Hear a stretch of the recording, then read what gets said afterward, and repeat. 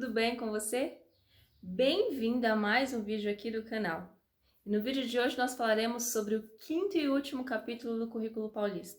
E se você ainda não viu os outros vídeos onde eu trago o resumo dos outros capítulos, por favor, hein?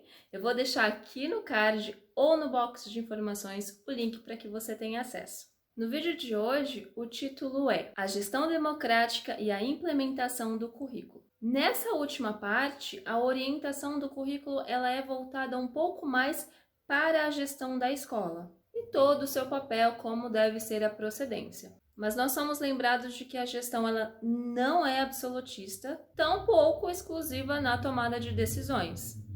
Isso mais propriamente na construção do PPP, Projeto Político Pedagógico, documento que colocará de fato em prática o currículo paulista. A orientação do currículo e outros tantos documentos é de que a construção, a formulação do PPP seja feito englobando a maior quantidade de funcionários, de profissionais possíveis, sejam eles funcionários da escola, professores, a gestão, seja pessoas da comunidade e familiares. A intenção é justamente de se chegar a uma versão mais viva e de fácil compreensão a todos. Diante disso, nós temos até algumas questões no currículo que questionam e nos faz refletir acerca de como essas famílias ou de como as famílias têm participado ou como é que a escola tem possibilitado a participação dos familiares nesse processo. Um fator bastante importante e que o currículo nos relembra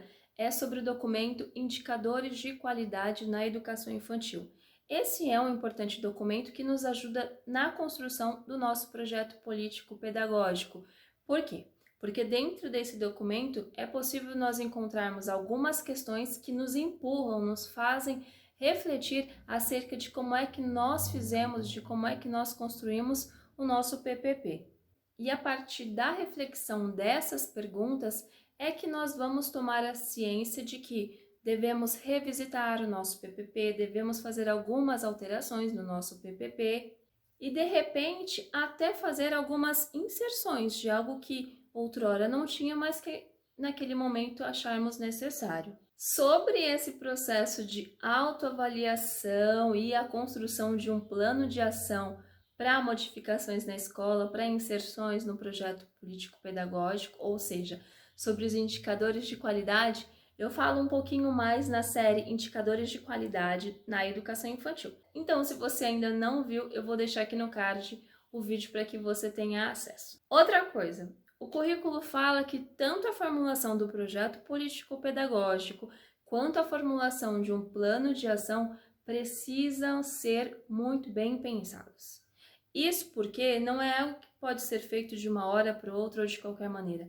Precisa ser pensado no sentido de ser algo próprio para a unidade escolar, não algo deslocado, sabe? Como se eu pegasse algo do meu vizinho e tentasse ajeitar para usar na minha casa ou para ajeitar para usar na minha escola. Isso não pode e não deve ser feito. Como é que a gente evita que isso aconteça?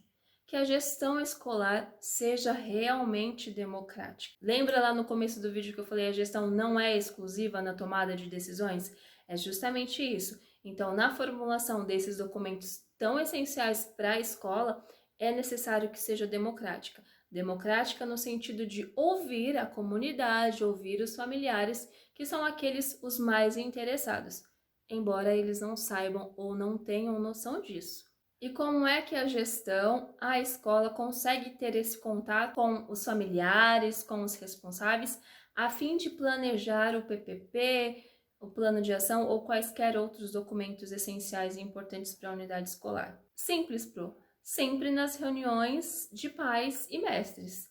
A gente precisa, isso é uma orientação do currículo, evitar que as reuniões de pais se tornem aquela coisa cansativa de apenas reclamação, de ouvir os pais reclamarem da escola, dos professores, de situações que aconteceram com os seus filhos. E essas reuniões precisam ser planejadas, bem desenvolvidas, para que os professores ou a gestão encaminhem os pais para que consigam contribuir na tomada de decisões e na construção do projeto político-pedagógico. Para além disso, e agora é uma opinião minha, a gente tem que deixar de lado um pouquinho daquele senso comum de que pais, familiares vão para a escola só para reclamar do nosso serviço e de que eles não devem se intrometer, muito menos ter voz dentro da unidade escolar. A gente precisa deixar isso de lado, dar mais ouvido para os pais, porque um bom diálogo bem direcionado só trará resultados positivos.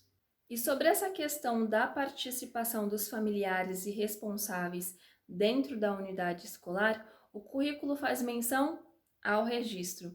Como é que nós temos feito os registros sobre a participação dessas pessoas dentro da escola?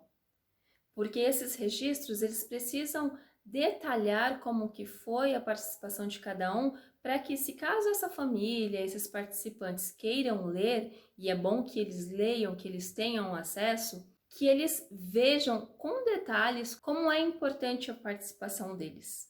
Imagina só um responsável, um familiar, chegar na escola e ver um mural muito bem montado, muito bem formulado, com fotos, com frases, com textos, com agradecimentos ou outros registros que nós somos capazes de fazer, relatando exatamente sobre a participação desses pais. Isso é uma mola propulsora para que outros possam participar e para que esses que participam, eles queiram participar cada vez mais.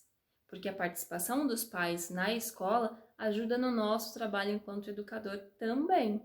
E falando sobre participação, falando sobre a construção do projeto político-pedagógico, mais uma vez o currículo vem e frisa: precisamos escutar as crianças, precisamos colocar a voz das crianças dentro desses documentos. Inclusive, a respeito disso, é dado como exemplo uma cena dentro do currículo de crianças em uma determinada escola que participam de assembleias e de conselhos. Eu particularmente acho que, embora essa seja uma ação válida e muito necessária, ela demanda muito de nós, principalmente nós professores.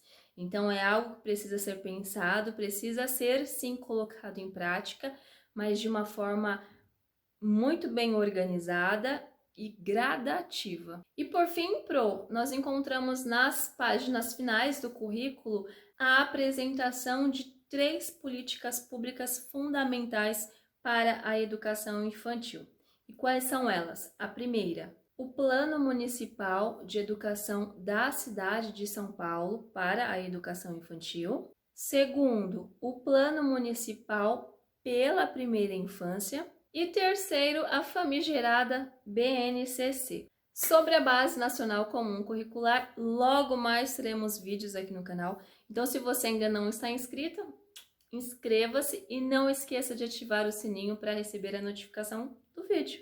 Bem, o Plano Municipal de Educação, ele é um tentáculo do Plano Nacional de Educação. Então, é um plano pensado para a cidade de São Paulo. Nele se constitui 10 metas a serem alcançadas, pensadas para ser atingidas. Dentre elas, algumas que nós, há muito tempo já estamos levantando pautas, que é o quê? A quantidade de alunos dentro da sala, a valorização do corpo docente.